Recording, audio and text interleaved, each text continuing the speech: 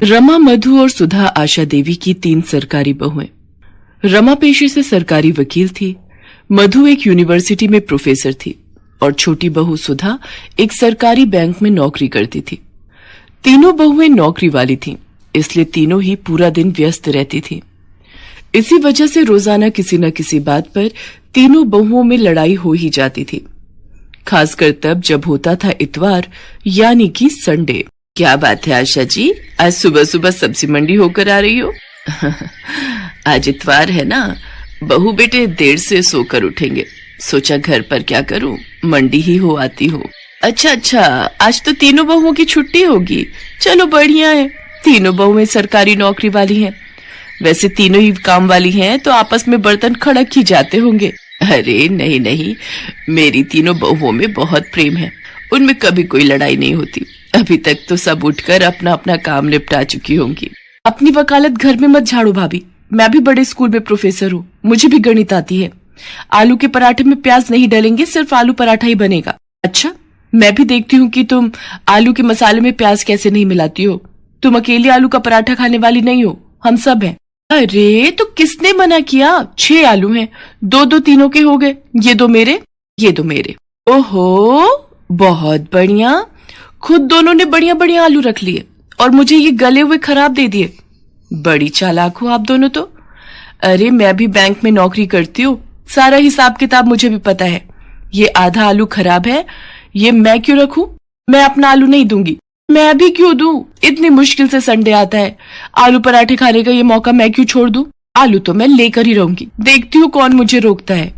हे भगवान, मैं मोहल्ले में कहती फिरती हूँ मेरी तीनों बहुएं गऊ हैं, मुंह में जबान नहीं है, तीनों में प्रेम है, पर यहाँ तो एक आलू के लिए महाभारत छिड़ी हुई है।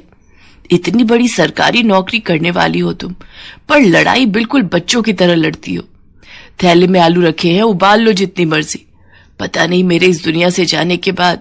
आशा के इतना कहते ही तीनों बहुएं उसके मुंह पर हाथ रख देती हैं। माँ जी, आज कह दिया, आगे से ना कहना। सॉरी माँ जी, आप ऐसी बातें मत करो, आपके बिना हम तीनों अधूरी हैं माँ जी, आगे से ऐसी बातें मुंह से मत निकालना।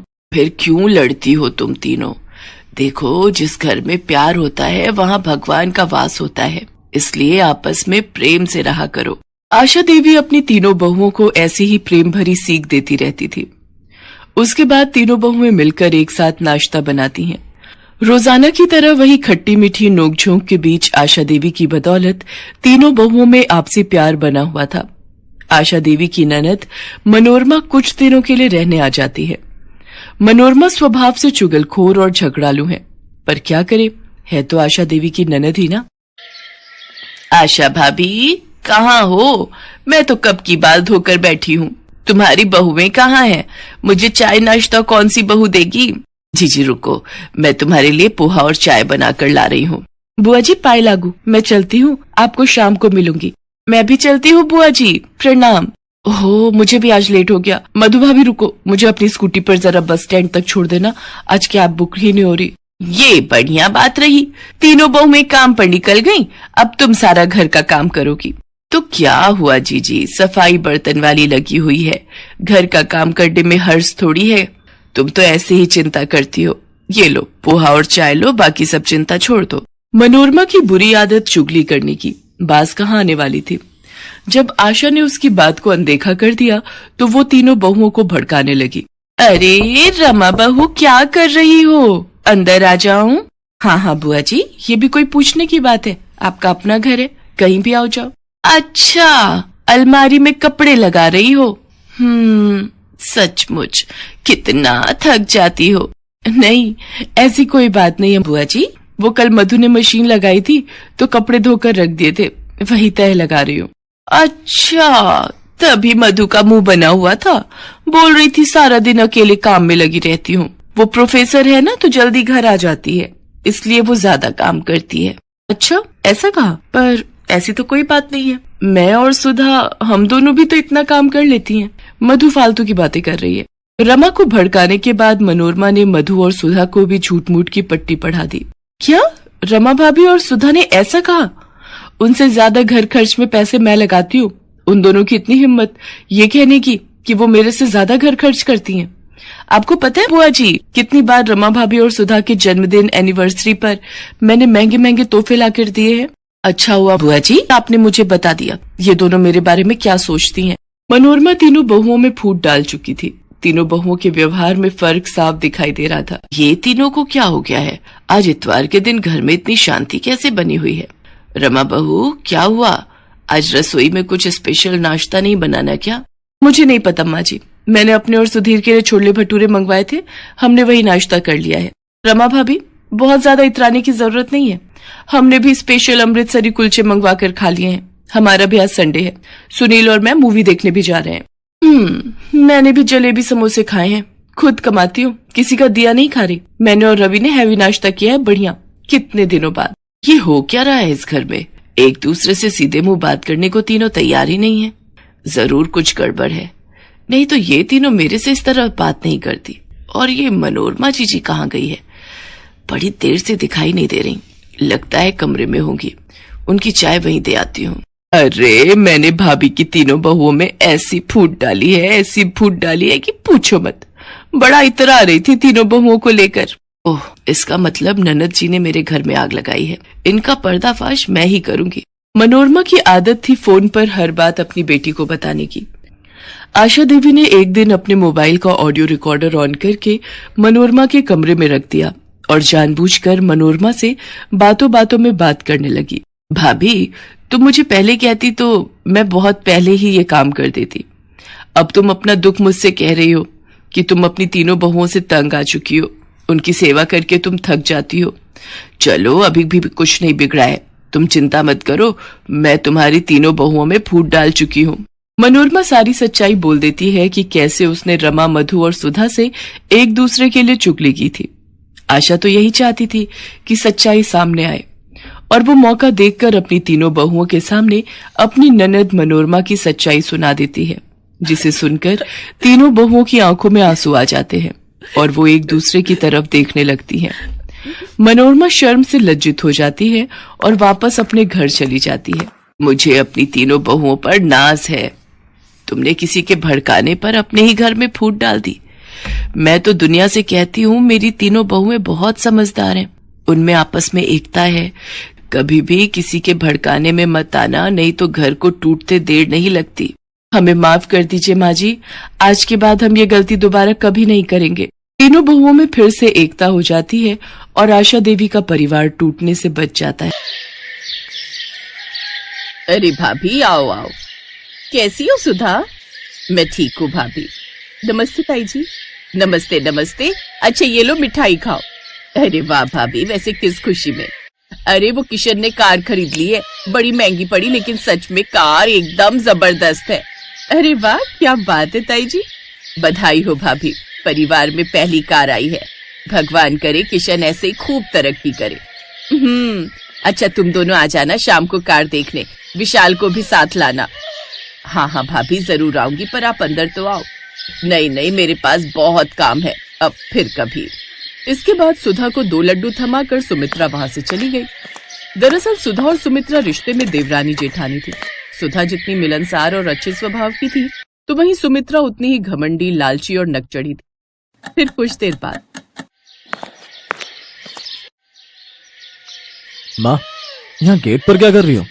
अरे वो तेरी ताई जी आई थी, ये लड्डू दे गई हैं। लड्डू? पर किस खुशी में? किशन ने कार ले ली है। किशन भैया ने कार खरीद ली और ताई जी बस ये 2 लड्डू देकर गई हैं। सच माँ, ताई जी जैसा कंजूस मैंने तो और कहीं नहीं देखा।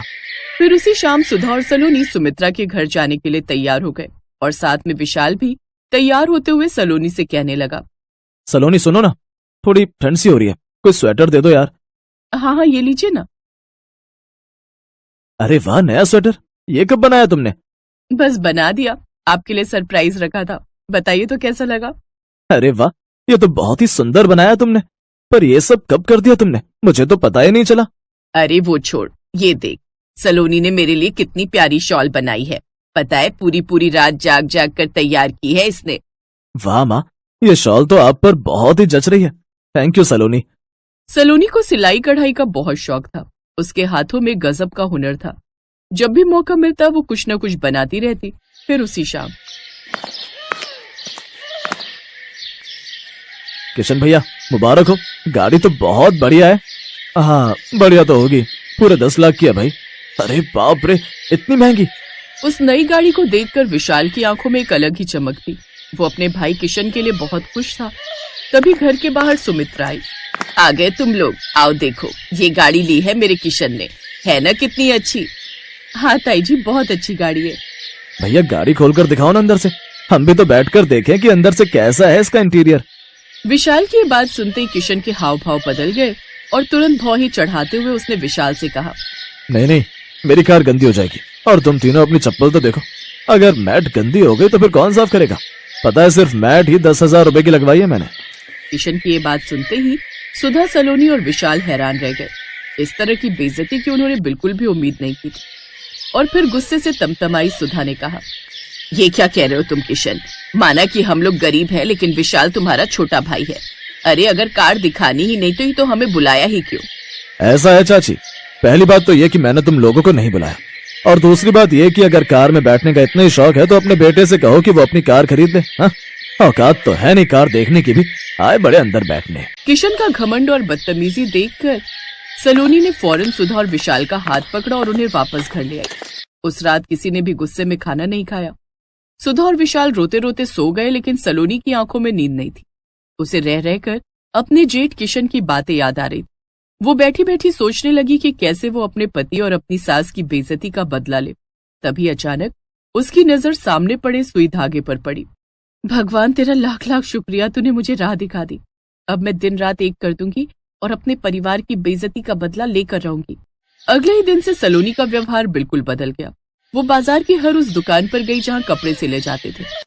तभी उसे एक बड़ी दुकान नजर आई जहां डिजाइनर कपड़े तैयार किए जाते थे। और फिर,